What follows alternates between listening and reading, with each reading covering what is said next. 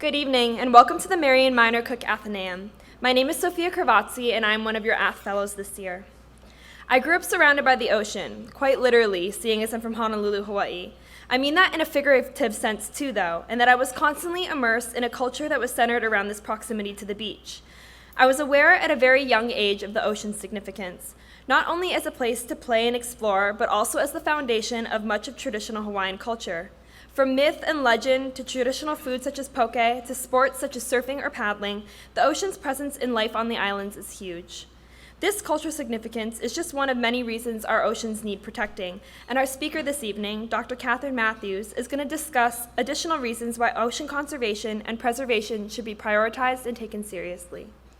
Dr. Kathryn Matthews has MSc and Ph.D. from the University of Pennsylvania in Earth and Environmental Sciences and is currently Chief Scientist for Oceana, the largest international advocacy organization dedicated to protecting the world's oceans. She is responsible for ensuring that Oceana's advocacy is informed by the best and most current scientific understanding, as well as tracking emerging issues, advising on strategic direction, and supporting the nearly 50 staff scientists across the organization. She's applied her knowledge in a variety of environments, from the offices of Capitol Hill and the desks of international treaty negotiations to the Arctic ice caps and the waters of the eastern tropical Pacific. Following her 10 years of research, she spent time working as a legislative fellow in Congress and then for the Office of Marine Conservation in the U.S. State Department. She continued her science-based policy work with the International Seafood Sustainability Foundation and then with the Pew Charitable Trusts, where she ran a marine conservation and sustainable fisheries grant-making program. She also serves on the Society for Conservation Biology's Board of Governors, heading its Marine Section's Board of Directors as president. Long story short, it's safe to say that there's nowhere, land or sea, that Matthews can't excel. As always, I must remind you that audio and visual recording is strictly prohibited. Please take this time to silence and put away your mobile devices, serve up some of the cake if you haven't already, adjust your seats, and now without further ado, please join me in welcoming Dr. Kathryn Matthews to the Athenaeum.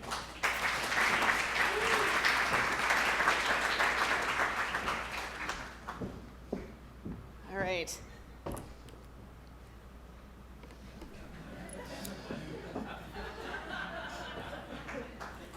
Okay. Hi, everyone. I'm Katie Matthews. I'm Oceana's Chief Scientist. I am very excited to be here today. Thank you, Priya. Thank you, Branwen. Where's Branwen? Wave, hello.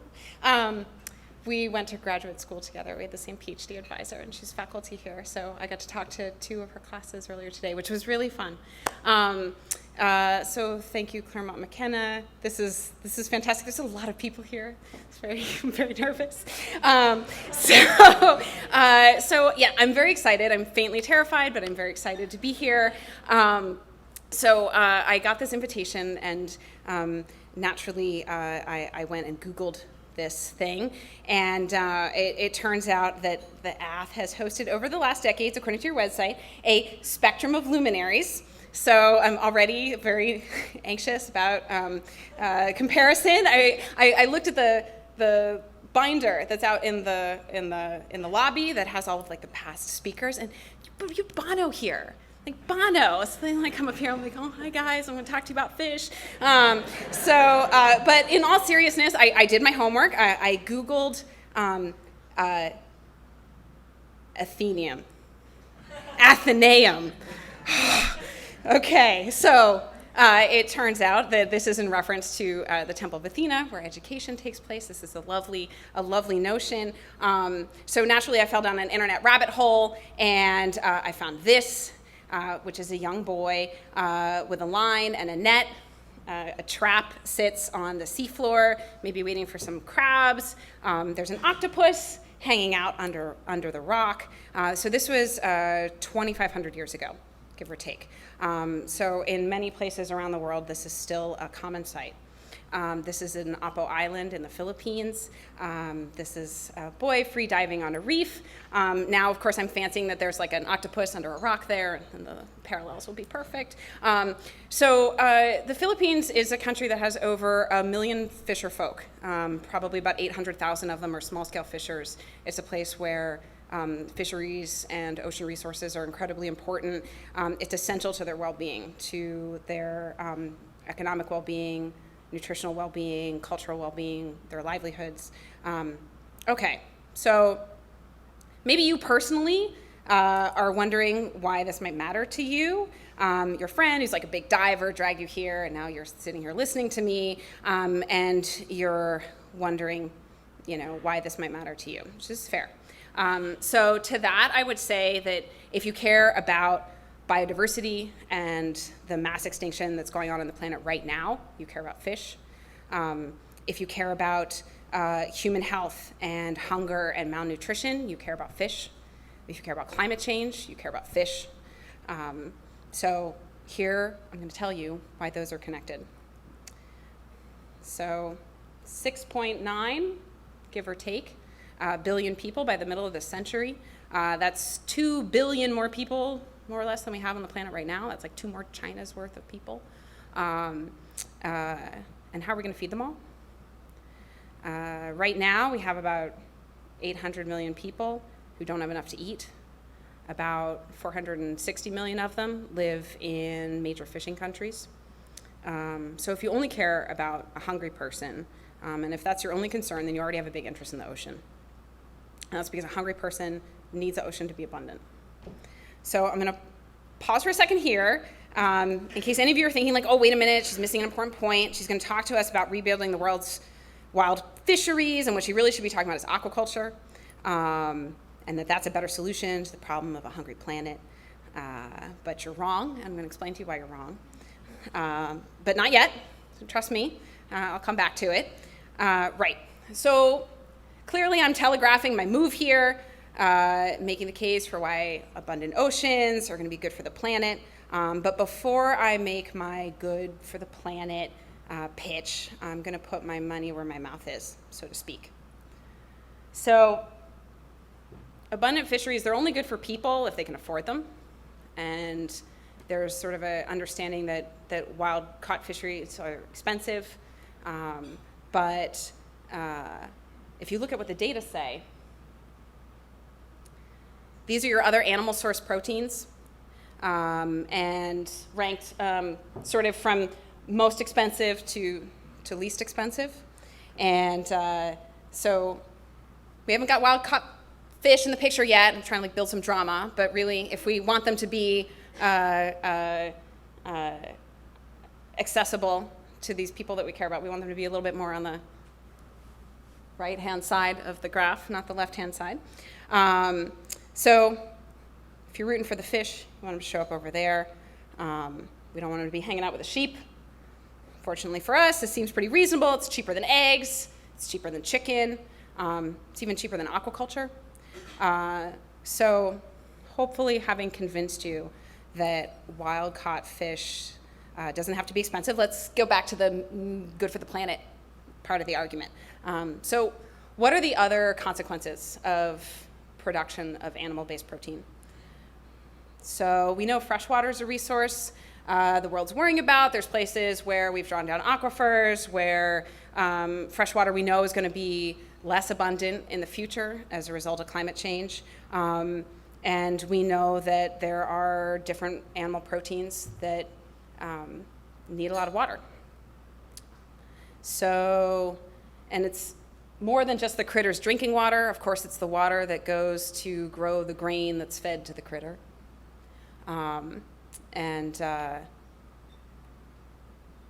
Wild-caught fisheries essentially use zero water in their production. I mean, some processing facilities that do filleting will use a little bit of fresh water, but it's essentially zero. So very attractive in this dimension. Let's think about some other dimensions. Greenhouse gas emissions. Okay. You all are probably familiar with the greenhouse gases that are emitted from both ends of your favorite ruminant. In fact, I'm pretty sure I read in a tweet somewhere that the Green New Deal is going to ban all of them. And of course, this is not to mention the emissions that are generated by the production of the feed that's used to feed them. So let's take a look at greenhouse gas emissions. Now, this is converted into carbon dioxide equivalents, so that also takes into account methane and other greenhouse gases. So let's see where we are.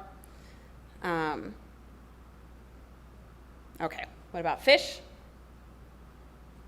Okay, so fisheries are down with the eggs and the pork. It's decent, it's not the superstar that is legumes, and I love a good legume. So, fishing boats, they need diesel. They have to go out and catch the fish, right? But it's still a pretty good comparison, compared to beef or something like that. So, a last parameter, one more, in assessing environmental footprints of these different proteins. Land. So let's think deeply about this one. The planet is 71% ocean. Land is a somewhat fixed commodity. So any sort of food production that we can have that doesn't take up this very limited resource sure would be nice. So let's think about that. No big surprises here. So probably even less surprised by this, though perhaps it's worth now recollecting all of the fires in the Amazon that you've seen on the news in the last few months. That's a carbon emission problem for the globe. It's a biodiversity problem for the region. And the driver of that is desire for land, for food production. That's a real thing that's happening right now. So if we think about this another way, to produce a quarter pounder, 380 glasses of water, 1 box of corn cereal, and more greenhouse gas emissions than your commute to work on average. Probably not for here. Seems like a lot. So hopefully I've illustrated why a robust supply of wild-caught seafood is good for the planet, but it's also good for you. Switching from beef to fish yields some of the most sort of well-studied, non-trivial benefits for the likes of you and me. These are people that have a choice between beef and fish. But what about that kid from Apo Island in the Philippines? His choice is probably not between beef and fish. It's probably between fish and maybe nothing.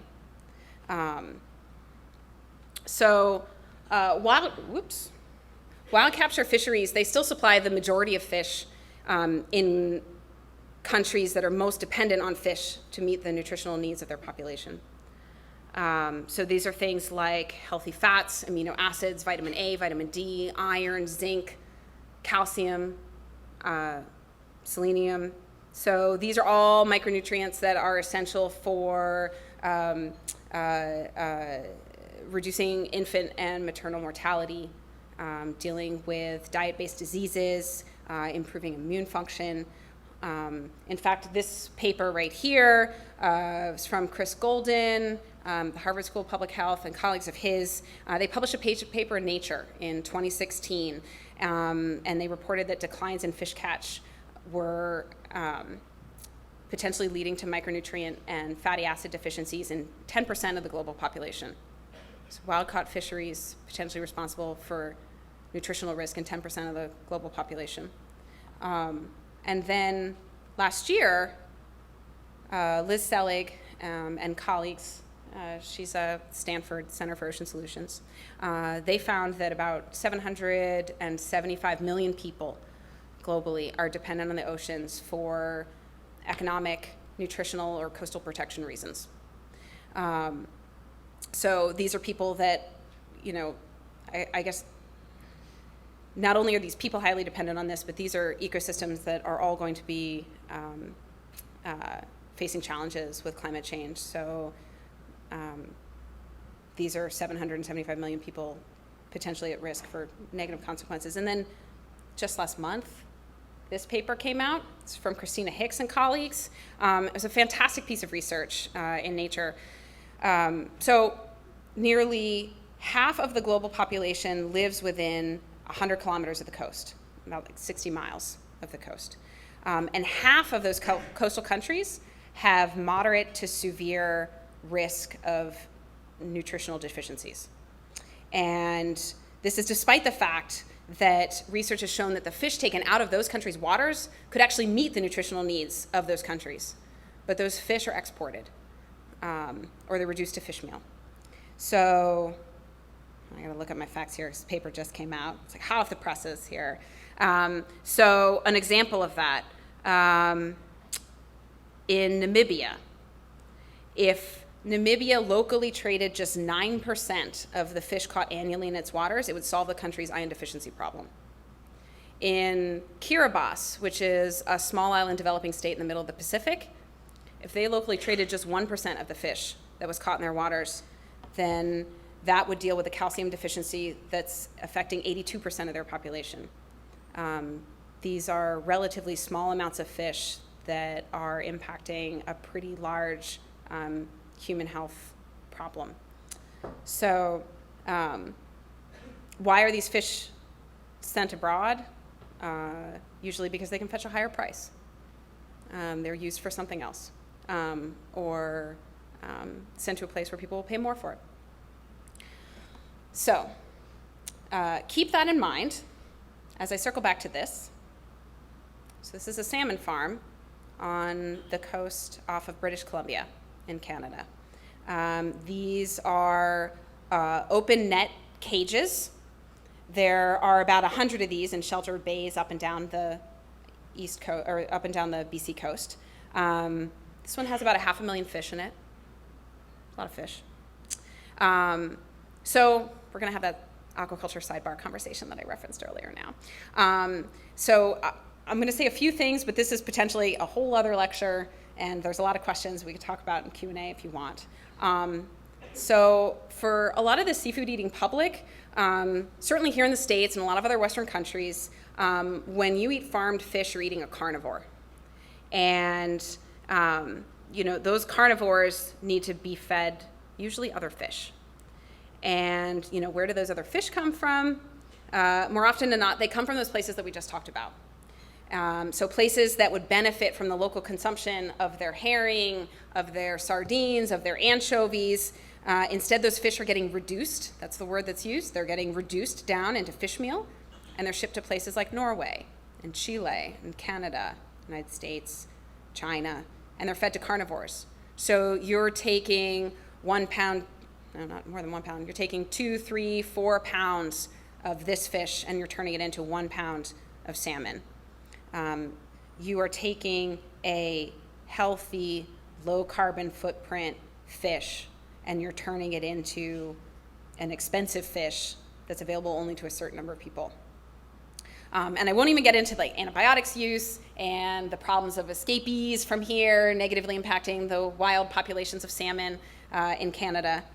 That's also a whole other thing. I mean, there's other problematic aquaculture out there, and they drive habitat loss. They have disease issues. There's a lot of other things out there, but there is also decent and good aquaculture. Herbivores, I talked about these as carnivores, but herbivores. And I certainly encourage you to eat all of the clams and mussels and oysters that you want, preferably in like a white wine broth with some garlic. So anyways, that's my sidebar on aquaculture. Happy to talk more about this. Let's get back to wild fish. So I hope I have convinced even the more seafood averse among you to care about this pretty, in my opinion, perfect protein. Fish are good for biodiversity. They're good for the climate. They're good for your health. They're essential to global food security and nutrition in some of our most vulnerable populations globally. But, and of course, there had to be a but coming. Global fish catch. We have a challenge. This is global fish catch over time. It peaked in 1996.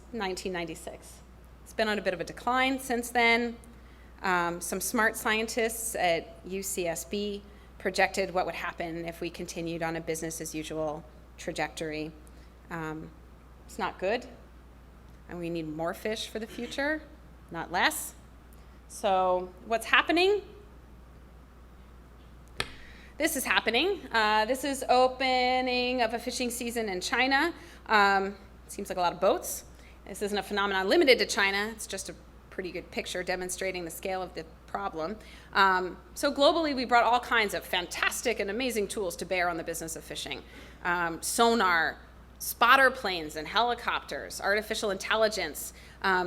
We got very good at it. Maybe too good. So how do you put more fish in the ocean? This is the boring answer here. Science-based fisheries management. This is not rocket science. It's pretty simple. Stop overexploitation, ban destructive and wasteful fishing practices, and protect the habitat of the fish. Again, it's not rocket science.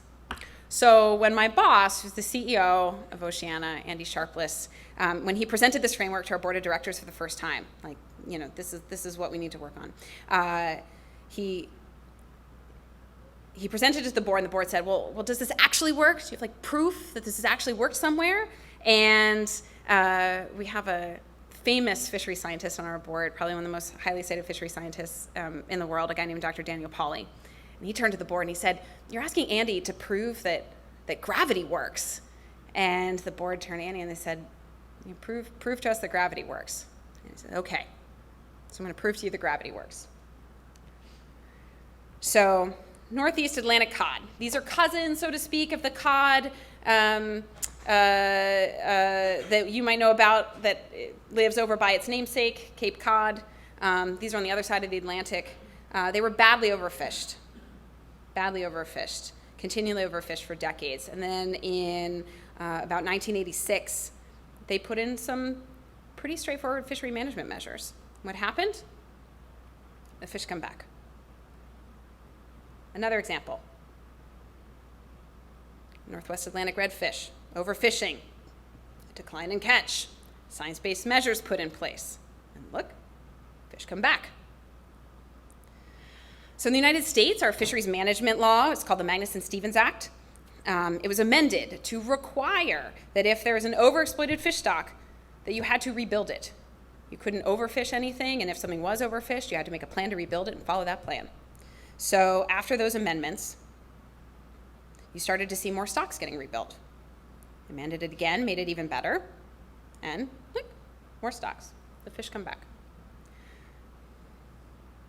So this is happening all over the world. After severe overfishing, managers get smart measures in place, and the fish come back. So why does this matter? So you'll remember this. And we talked about already. This was the picture. Fish catch climbing until 1996, starting to decline a little bit, potentially getting even worse. So if we put those same sustainable fisheries management measures in place, the ones that cause those recoveries in those different case studies, what happens? More fish. And the difference is enormous in terms of the number of people that this could feed.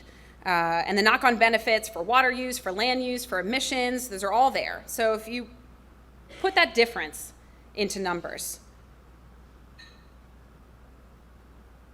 94 million metric tons of fish.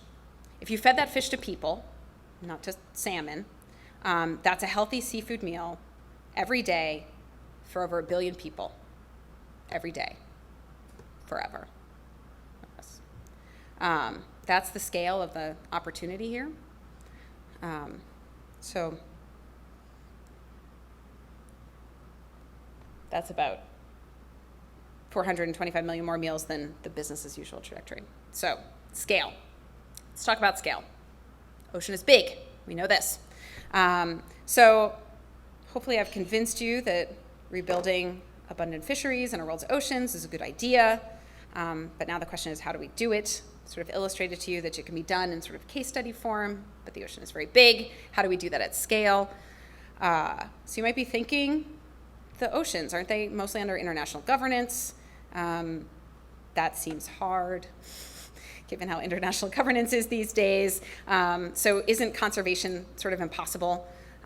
Will laws be enforced? Aren't the oceans like the Wild West? I mean, they're literally called the high seas. It makes it sound like there's just like cowboys wandering around with hats and guns. And so these are important questions. I hope I'm going to answer them. So if you're interested in rebuilding the world's oceans, you want to start focusing on the most productive parts of the oceans. And it turns out that the ocean is not equally productive everywhere in the world. There's places that are more productive and places that are less productive. So where are the most productive parts of the ocean? It's a bit hard to see, but this is a map of ocean primary productivity. It's essentially how much photosynthesis is happening in the ocean. Photosynthetic algae is like base of the food chain. So for the most part, the most productive parts of the ocean are along the coasts. So in other words, they're under national jurisdiction. So I'll zoom in a little bit better. It's just for South America so you can see. So even though 60% of the oceans is high seas, only about 10% of the fish are actually caught on the high seas. The rest are caught under national jurisdiction inside what we call the EEZ, the exclusive economic zone of that country. So it's a good thing. If you're interested in fisheries policy reform, you don't have to wait for international, fora to do their thing and consensus and meetings and meetings and meetings. I mean, there's still a lot of meetings. So if you had to wait for that, you could be waiting a long time. This EEZ thing is handy. So it turns out in the 1980s, the world changed the governance of the ocean, and it effectively nationalized these coastal zones. So every coastal country has control up to 200 nautical miles, which is about 230 miles. So nobody fishes off the coast of the United States without the United States permission, following the United States law. Same for Canada and every other country.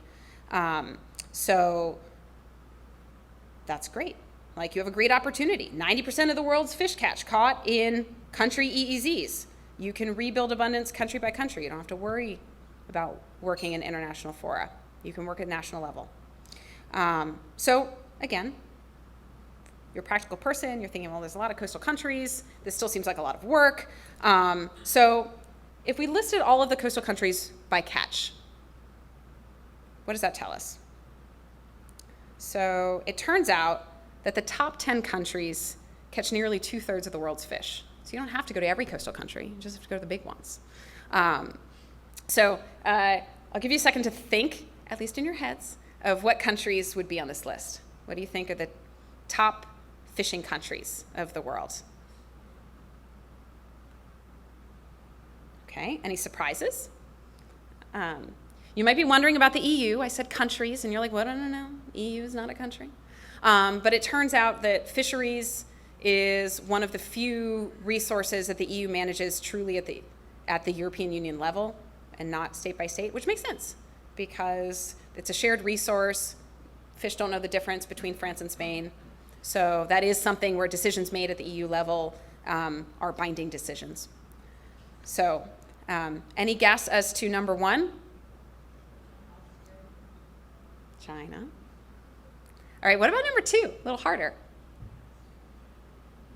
Do other people that know already don't say? Some people do. Anyone? No? Oh, this is fun. I stumped you. Okay. Peru. It's one of the largest single species fisheries in the world, anchoveta. I believe, were there not anchovies in the broccoli? Yes. I love a good anchovy. And during bumper crop years, when there's a good anchovy catch, they actually can push Peru into the number one spot. So Peru every so often bumps up into number one. Unfortunately, most of the anchoveta that's caught is reduced to fish meal and fish oil to feed salmon in Canada or pigs in China. So with this strategic framework in mind, focusing on national level policy change in places that catch a lot of fish, this is where we are, we Oceana. So Peru, EU, the US, Chile, the Philippines, Mexico, Canada, Brazil. We're also in Belize, not really for a fish reason, but for a really super awesome reef reason. If you haven't been there, I highly recommend it. We're not in China or Indonesia, but those are two places that we're looking at closely. So watch that space. So I hope this was a fair attempt at explaining why a country-by-country approach can work, and that you don't need to be in every coastal country. You're not tied to UN-level timelines or processes or outcomes. But there's still that question about implementation and enforcement, which is a good question. The oceans are a big place. I mean, even if any of you know a fisherman, fly fishermen or whatever, they can be pretty secretive about like their fishing holes and what flies they're going to use, and like they don't like to share information. So transparency is not the watchword as a general rule in a lot of these fisheries. So that's a really good question. There are a lot of tactics and tools that we have as we think about enforcement and implementation issues in the ocean and fish space. I'm just going to talk about one right now. It's a pretty cool one. So first I'll start with this. For those of you in the back, this might just look like a giant blue slide, but this is in fact the Pacific Ocean. Hawaii is way up there in the upper right corner, and the Solomons are down here in the lower left corner, so Pacific Ocean. It seems just like very big and blue and featureless and hard to know what the heck is happening out there. But actually, we have data. We have some fishing data from satellites. And if you put that fishing data on this map, it looks like this. It's mostly tuna. You'll see that there's some funny patterns to this in places where you don't see a lot of fishing happening. This is where that EEZ thing comes into play. Because some places have decided that they don't want fishing there and make a marine reserve. So you can see that there are certain some of the U.S. Pacific remote atolls, those are protected. But then there's other places where there's plenty of fishing happening outside the EEZ. So using this sort of data, you can make really interesting heat maps in near real time, use artificial intelligence and machine learning to distinguish between transit patterns and fishing patterns. You can distinguish between different gear types. Are you a longliner? Are you a purse seiner? Are you a trawler? And you can put it all on a single platform. And that's what this is, Global Fishing Watch. You can go to globalfishingwatch.org, and you can see in near real time the world's bigger commercial fishing fleet for free. This was a project that Oceana initiated with another nonprofit called SkyTruth, and then this computer company called Google, like Google. So working together, we built this. This is now a standalone entity. It became its own thing. It fledged the nest about 2 years ago. And it has information about fishing activity from like 70, 80,000 vessels now at this point. It processes something like 600 million data points a day. It's a big data beast. So I'm just going to show you a few things to illustrate the kinds of information that this tool has. So this is the Chinese fleet in green. You can see it moving around. This is just when it's fishing. So when the fleet's transiting, you don't see any green. That's a Spanish fleet in orange. See the Spanish fleet, also quite a bit around Spain, but everywhere else. And then the purple is the Japanese fleet. So those are just 3 countries' fishing fleets. When you look at everybody, the map gets almost too hard to see. It just looks like one giant heat map of fishing.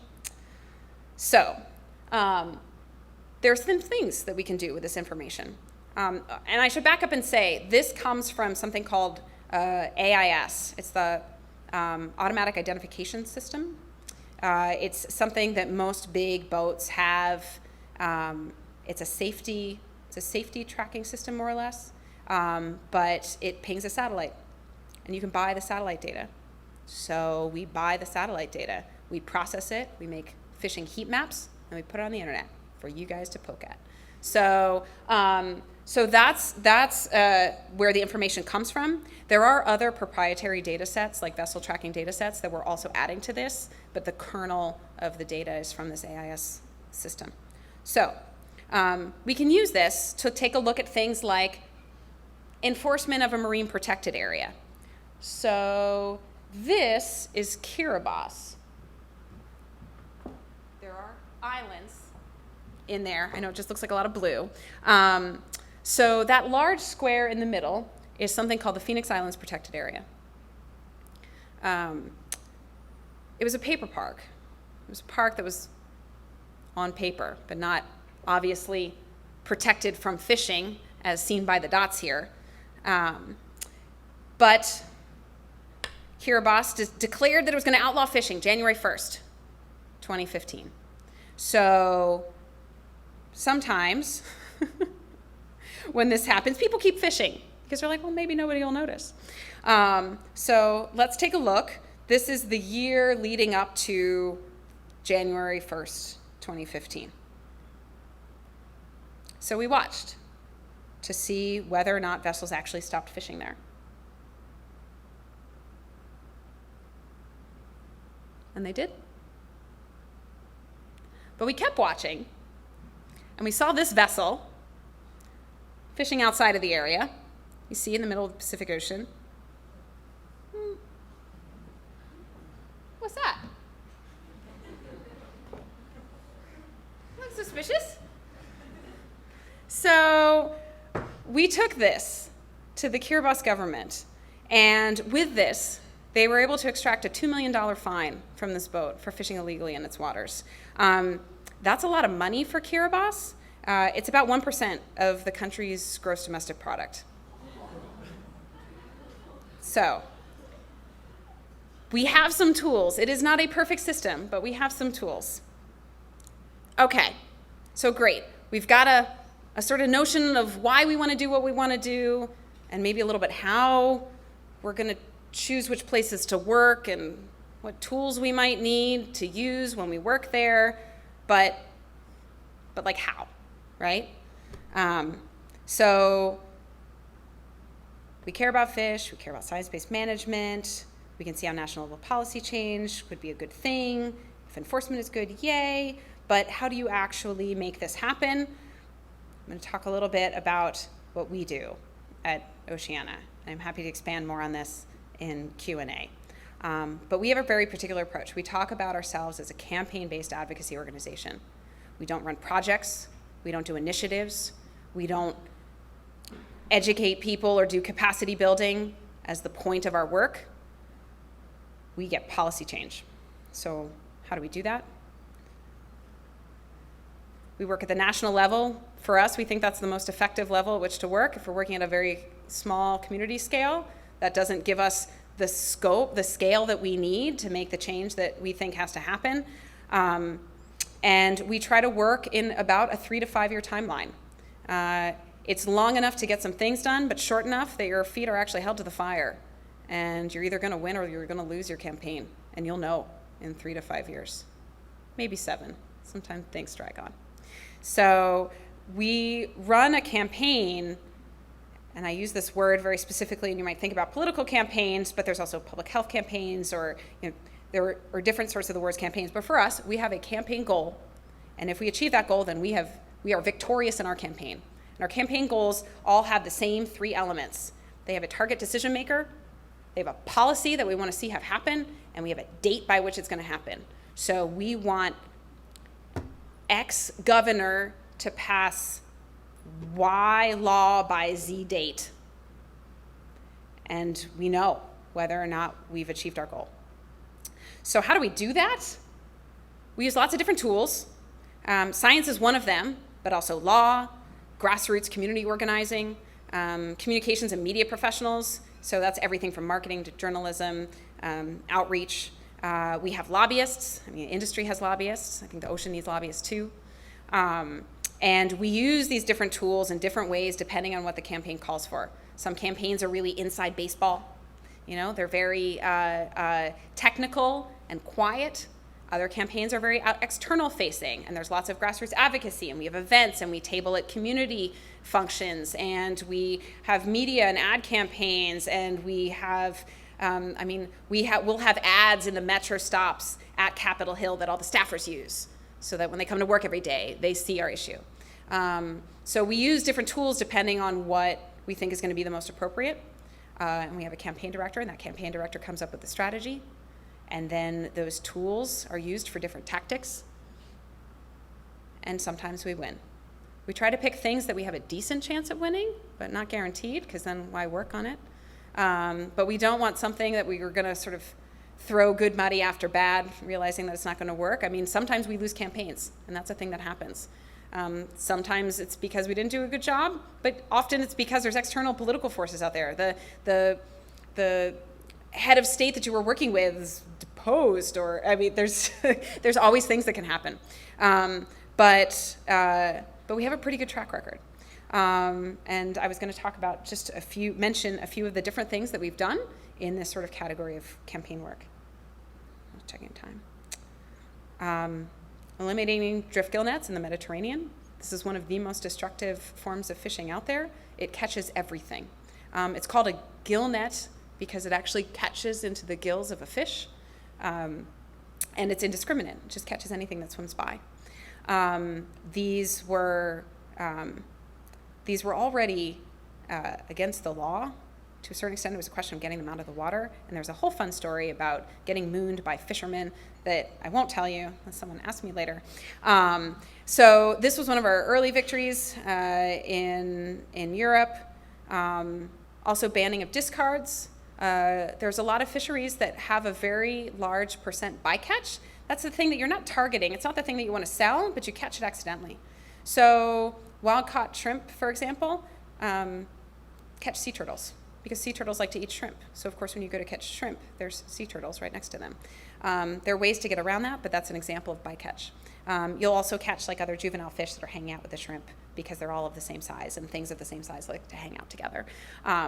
So one of the things that we worked on was forcing fishing boats to retain all of their catch, because if you retain it, then you can't fill your hold with a bunch of other stuff. You can't chuck the stuff overboard that you don't actually want because you don't think it's going to, make you a lot of money at the market. But then this way, when it's landed, it gets counted.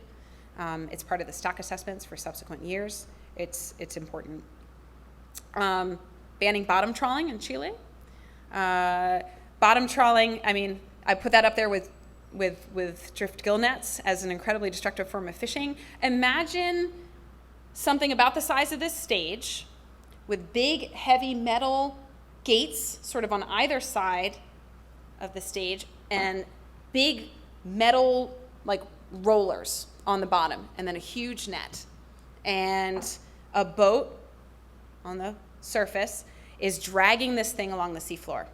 And it's just bouncing and bumping along the seafloor, ripping up anything in front of it. That's bottom trawling.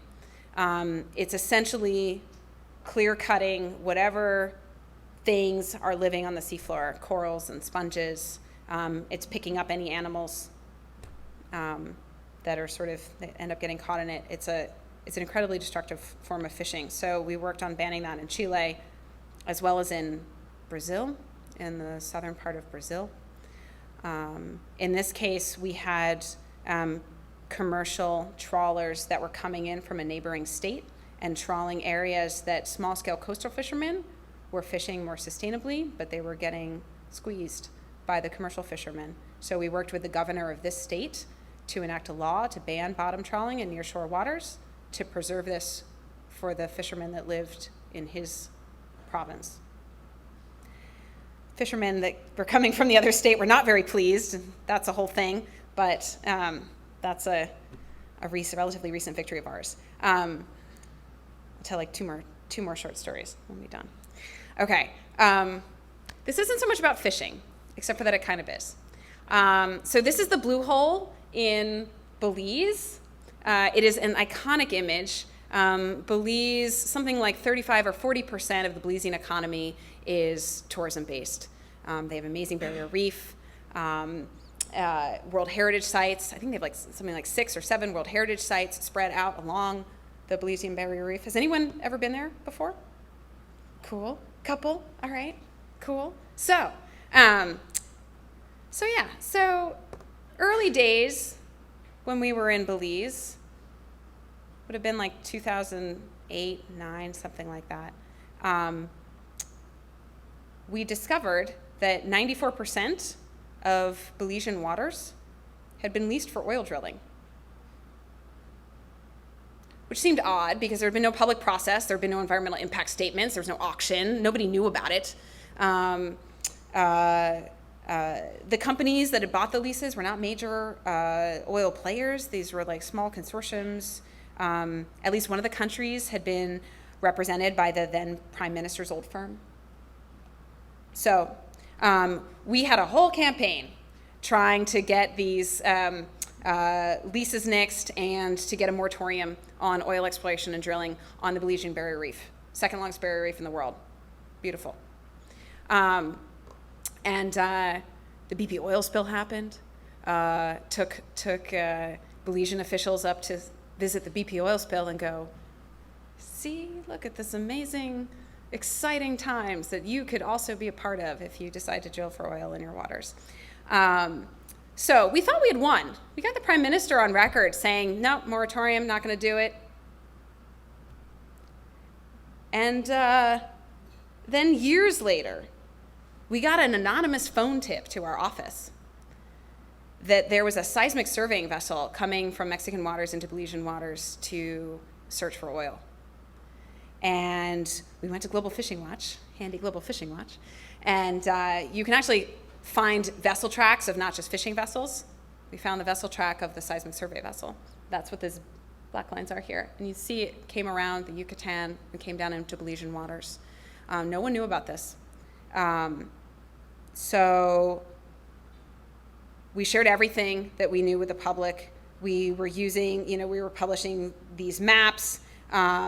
We had alerted other people on the reef that this was happening. We had dive master report that he was in the water with his group and was feeling these percussive blasts like going through his body, like feeling it in his chest. And it turns out that they were actually doing active seismic surveying in the waters that no one knew about. Someone in a light plane went out and actually found the boat, and this is it towing the air guns behind it.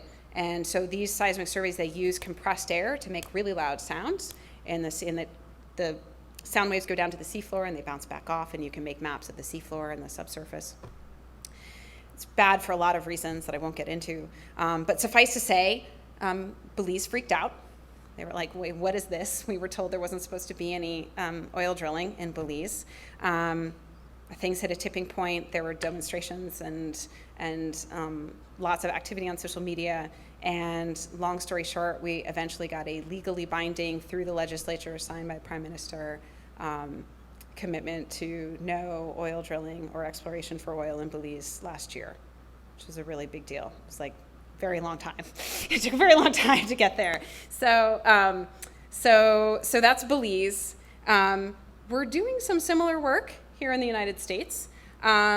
So we have a campaign to stop offshore oil drilling in the United States. This was something that we were actually working on under the Obama administration, and he had put the southeastern United States on the table, so to speak, for auctioning for oil exploration. And we had an incredibly strong grassroots and bipartisan campaign against this, and Obama pulled it from the drill plan. Yay! President Trump got elected. Oh. So President Trump put everything back on the table, not just the southeastern United States, but all of the waters, including off of California and Oregon and up into Virginia and Massachusetts. And we fought. We remobilized all of the grassroots organizers that we had in the last campaign. And we were fully expecting Trump to publish his offshore drilling plan in late 2018. And then this came out and the plan was sidelined indefinitely. There was just far too much bipartisan opposition to this, because regardless of what party you're from, if you are a fisherman or a realtor or a restaurant owner and you are in a coastal area, you know that if there is oil exploration and something happens, you are the person that is harmed and you are never the person that gains. So this was very exciting for us. I'll skip over Canada for time, but Canada just passed a new modernized fisheries law, and it's very exciting. They also banned the buying and selling of shark fins, also very exciting. Oh, Canada. Last one. So when Oceana first started campaigning in the Pacific in 2001, less than 500,000 square kilometers of seafloor habitat was protected from bottom trawling. The yellow shows you what was protected. Remember that bottom trawling that I talked about before? Clear cutting, super bad. And we've been working on this in bits and pieces through different regulatory processes, including most recently and hopefully finalized next month a process that will take us to over 3.5 million square kilometers protected off of the coast of Western North America. This is really exciting. This last piece is going to come through the Pacific Fishery Management Council Essential Fish Habitat process. It all sounds very wonky, but what that means is habitat protections for some incredibly important and fragile environments. So it's all very exciting. We have lots of other victories, but I think ultimately the things that I always feel like are important to remember are that these are all about people. Like, as much as I talk about fish and like yay fish, this is really about making things work for people. This is an artisanal fisherman in the Philippines. This is a fish market in Chile. I love this photo because, come on, look, it's very cute. It's got visitors at the market. And this, which is maybe one of my favorite photos. So that's it. Thank you very much.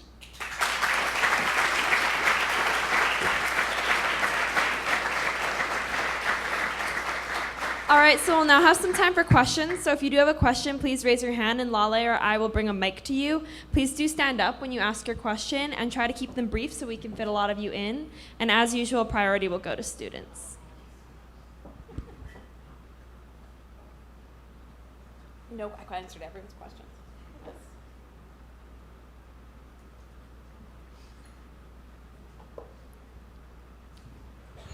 Hi, my name is Zach Taylor. I'm a student at Claremont, McKenna. I was interested in the projections for the future of fishing with business as usual. Does that take into account climate change, or is that specifically focusing on overfishing? Good question. No, there are models that are looking at the impacts of climate change on ocean productivity. Too long didn't read, it's not good. It looks like it's probably going to be a decline in productivity, particularly in the tropics. The polar regions will have potentially increases, but in the tropics, which unfortunately is a place where fisheries matter most for people and all of these things, productivity will decline, oxygen concentrations will go down, it will get really warm. So yeah, that is a problem overlaid on the just bad fishing problem, overfishing problem. There's more papers on that. There's someone way back there. Hello, way back there. Hi, my name is Theo. I'd like to say thank you for your talk. I'm actually from Indonesia, and it was really interesting hearing about like the fishing and overfishing issue. I was gonna ask, I was wondering, what are your thoughts on overfishing? Because recently we've had a lot of issues with neighboring countries like Vietnam, Malaysia, China, and Philippines. They all came to our country to fish, and the government responded by actually sinking 51 foreign fishermen boats. So do you think there's like a more ethical way to go about the issue? And just, I want to know your thoughts on them. Yeah. It's thought number one, it's complicated. Thought number two, your fisheries minister, Susi, certainly made a name for herself blowing up boats. It made for fantastic media.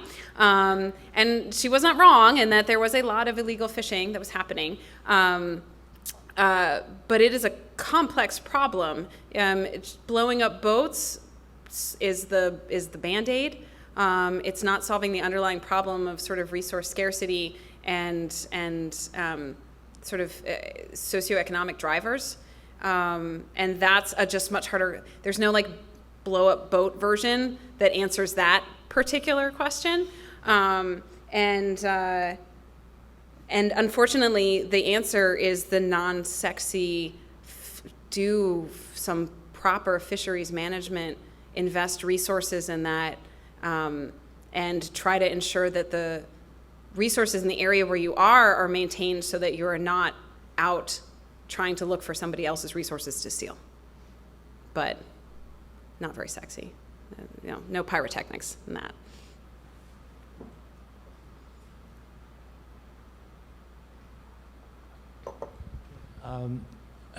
There's one issue I'd like to ask you, the handling of human waste. As you know, before the 20th century, human waste was used as fertilizer in a lot of countries.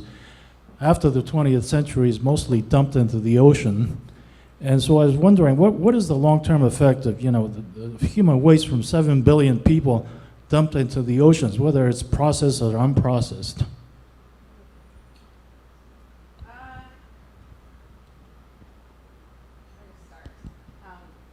Start by going back to the microphone.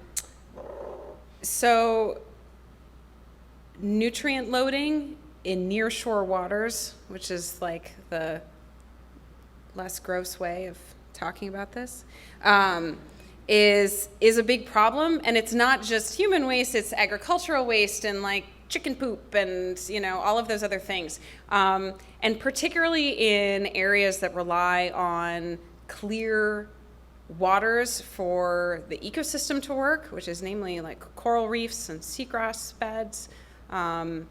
That's a big problem because you're adding all of these nutrients into the water column and you're creating like algal blooms, and then the water gets really like soupy and murky and green, and it coats, there's like microbial mats and algal mats and things that are now coating the area where the waste is coming into.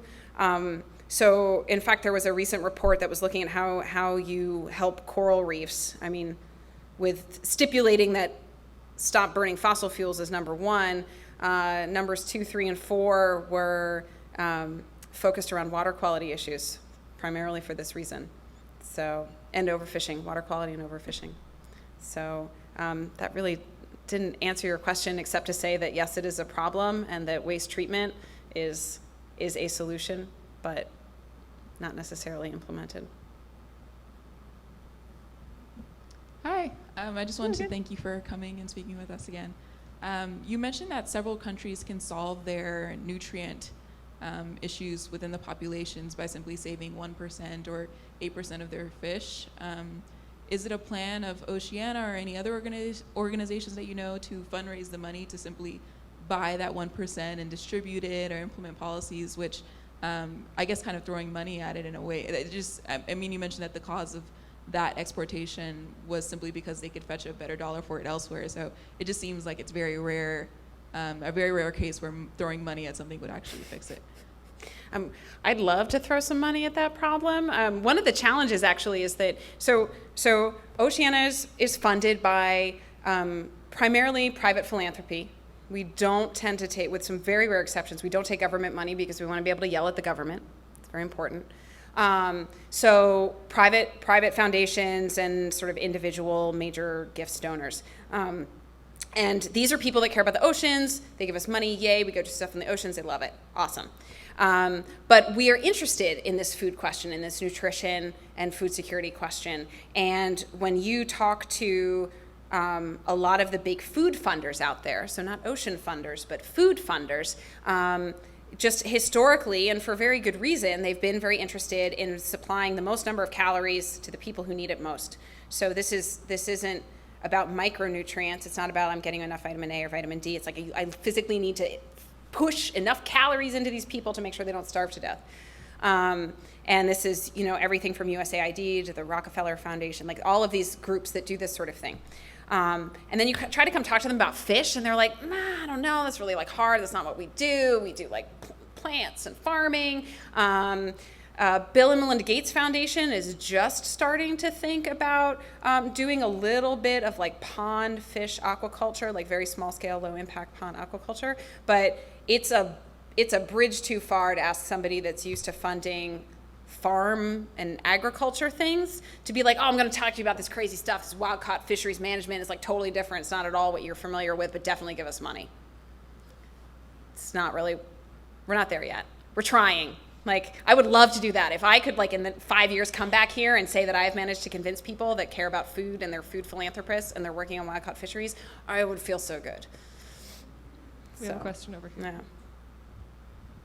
So considering the growing problem of climate change and overpopulation, is it Oceana's goal to just kind of put a Band-Aid on certain issues just to keep up with the nutrient and food needs for the current population? Or do you think that it's possible to put through enough regulation to actually help the ocean recover enough to like kind of what it was before? It's a good question. I'm of the opinion that you have to do both. You have to reduce emissions and you have to do all those other things that I just said. If you just do one and not the other, you're still stuck. Both have to happen at the same time. So I am so super happy that there are smart people out there working on this sort of climate and emissions challenge. And I'm going to try to take care of that other stuff that I talked about. So with that stipulated, as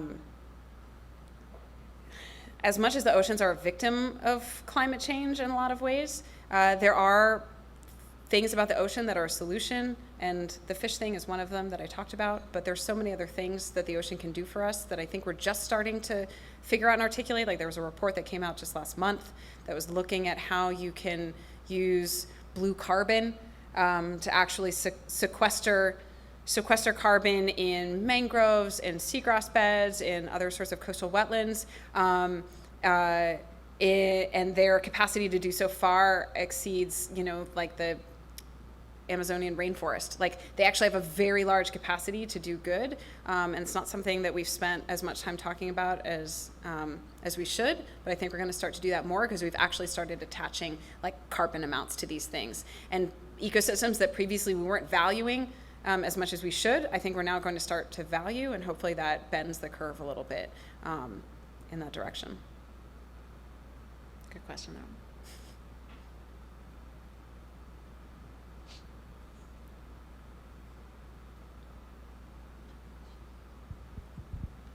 It is my understanding that fish meal made from the discarded parts of the fish when they're processed could go a long way to meeting the nutrition needs of the world.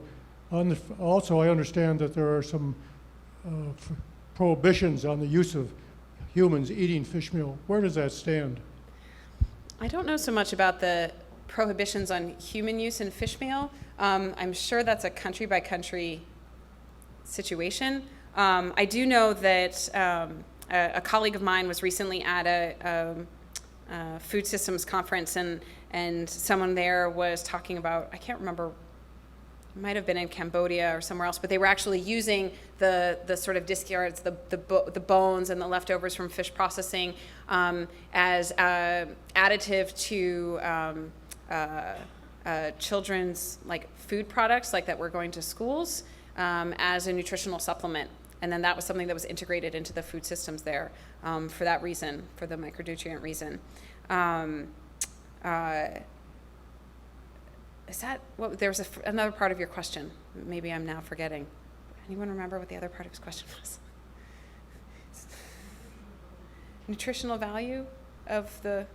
Well, as I say, fish meal, at least from the article I read, from the parts of fish that are discarded, the heads, the tails, things like this, can be ground into a meal and, if properly processed, be a source of protein for human consumption. Yes. But there also, if I remember correctly, there are prohibitions, like the United States, you cannot sell that for human consumption. Yeah, so that's a policy problem, and Oceana is not working on that. I guess that could be a potential addition to the sorts of things that we do. But there are other countries that do incorporate that into food products. So they're ahead of us then in that regard. So, and in fact, it's oftentimes the sort of bones and the other things that we eat that do have a lot of those micronutrients that are so important, things like calcium.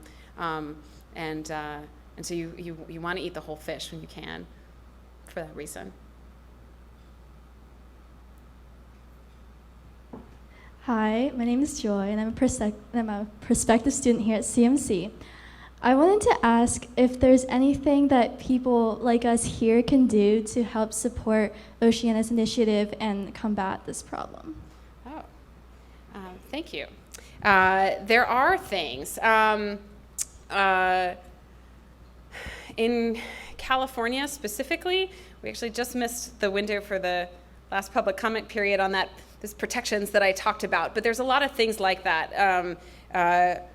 calling your elected officials, submitting public comments to organizations like NOAA that then have to review it. I mean, these are hard to know about unless you sort of sign up and we send you stuff, and it's timely because there's usually some sort of window where you've got a 6-week comment period about a thing, or a bill is coming up for a vote and we want to make sure that constituents from this congressperson or that congressperson are calling them because we know that they're on the bubble and we really want to make sure that they remember to vote the way that we want them to vote.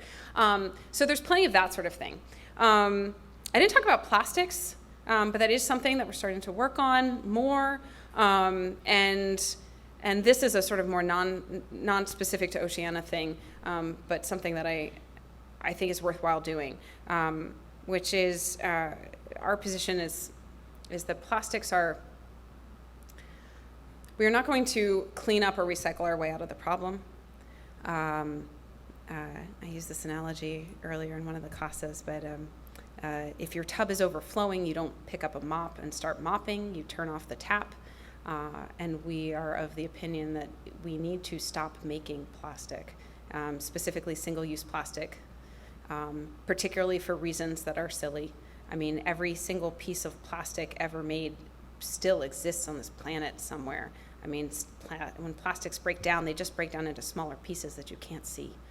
And so I think being vocal and purposeful about asking for plastic-free options in places, like demanding that this is something that you should have a choice about whether or not you are buying something that is a single piece of single-use plastic that is going to now be around forever and you've used it for 3 minutes. And so that's something that I'm trying to do more in my own life, but to a certain extent it's not a personal responsibility issue. This is a corporate issue. This is a production issue. There are petrochemical companies out there that need to feed the beast, right? They have product that they want to turn into plastic, and so they're going to give us plastic, and I don't want that. Something like 9% of all the plastic in the world that's ever been made has actually been recycled. 9%. And a dump truck of plastic goes into the ocean, every day, hour. It's like some terrible statistic. I don't remember. So that's something that you'll hear more about from us on the plastics front. There's a bill in California, actually, that I don't think quite rated through, that there's still some time left on plastics. So there are things that are happening, particularly at the state level and municipal level, not so much at the national level. I'm not expecting to see anything come anytime soon through the federal government about plastics, but there are still things that are moving at other levels. And in other countries where we're working on sort of banning single-use plastics for food service industry and that sort of thing, where you know that you don't need it. Way back there. Hi, I guess I would just like to know a little bit more about your thoughts on farm fishing and what exactly farm fisheries effect has been in combating these issues and its effect on Oceana's progress. Fish farming? Yes, okay. Farm fisheries. So about half of seafood consumed in the world is aquaculture. It's a significant, that's a big number. We don't work a lot on aquaculture directly because our focus has been wild-caught fisheries and fisheries management, and the sort of problems and challenges and stakeholders are not always the same. But we have been thinking about what we would do if we were going to expand more into aquaculture, to work on it more proactively from a policy standpoint, as opposed to having thoughts and feelings and opinions about it, but not actually having campaigns run around it. And it's a challenge because aquaculture in different country contexts mean different things. Aquaculture in the Philippines looks very different than aquaculture in the United States. So it's very hard to have a consistent set of principles that you would apply equally to all of the countries where you work. And there's all of these different kinds. As I said, there's carnivorous aquaculture and herbivorous aquaculture and bivalves and all of these other things. So while it is a big and important issue, there's not yet a sort of unified Oceana theory on what we would want to do yet in aquaculture. The only things that we're sort of actively working on in that space is the use of antibiotics in Chilean farmed salmon. So we have a fantastic head of our Chile office. She's actually she's a doctorate in veterinary medicine, and she worked for the aquaculture industry in Chile and fled screaming and came to work for Oceana as a fishery scientist. And then when our previous head of the Chile office left, she was promoted into it.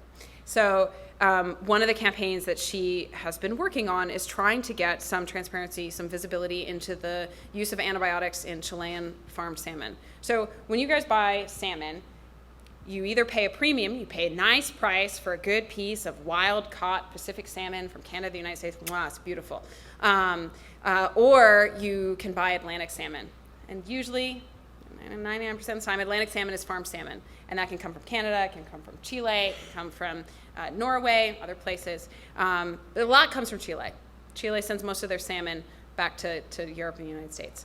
And it turns out that they weren't reporting their antibiotic use. And there was sort of a question about, like, well, what are they doing? You got all these salmon, like, smushed into a little tiny place. It's kind of dirty in there. We know that they use antibiotics.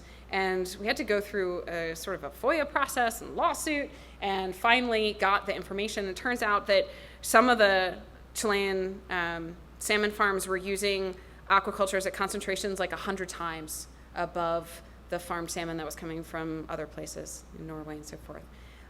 There's all kinds of reasons that that's bad, but that's an example of something that we're doing, not so much because of aquaculture per se, but because what it's doing to the rest of the environment. I mean, this is salmon that's being farmed in open net pens in like beautiful Patagonian fjords. I mean, these are gorgeous and pristine places where they're putting these big industrial salmon farming facilities, and then filling them with a bunch of antibiotics and chemicals and salmon poop and, you know, parasites and all other kinds of terrible things. So I went on a tangent there. Chilean farmed salmon. Okay. This will be our final question for the evening. I just had a question about the bans on fishing that you discussed. Mm-hmm. So are those bans on all fishing in general in the 200-mile area, or is it only on exportation for like international? And if it's on all fish, how does that negatively impact like the local ability to satisfy domestic demand for, like, say, malnutrition or for the local fishermen? So it's a good question. So when you talk about banning fishing, that's like, well, it sure sounds like you're taking fish, you know, out of the hands of people that might need it. But usually the particular kinds of things that we're interested in restricting the most are the least sustainable forms of fishing. So you're trying to reduce the amount of fishing that's happening in a really non-selective way, and trying to prioritize more sustainable fishing practices. So I guess an example is for any of you who buy canned tuna, you can buy albacore tuna, the white chunk tuna. That's caught with one fishing gear. The light tuna, which is a skipjack tuna, different fishing gear, different species, different everything. One of those has an incredibly high bycatch rate, and one of them has potentially, depending on which one you buy, a near zero bycatch rate. So there are choices that you can make in gear that still allow you to catch the thing that you want to catch, and you're not throwing away 25, 40% of what you're catching because it's not actually what you're targeting. So we try to focus on bans that are the most destructive and least selective so that you can prioritize practices that you know are sustainable. Pole and line caught skipjack tuna in a can, ate it all the time, it's good. So long line caught tuna, sharks, turtles. All the time we have for questions tonight. Please join me in thanking Dr. Matthews. Thank you, guys.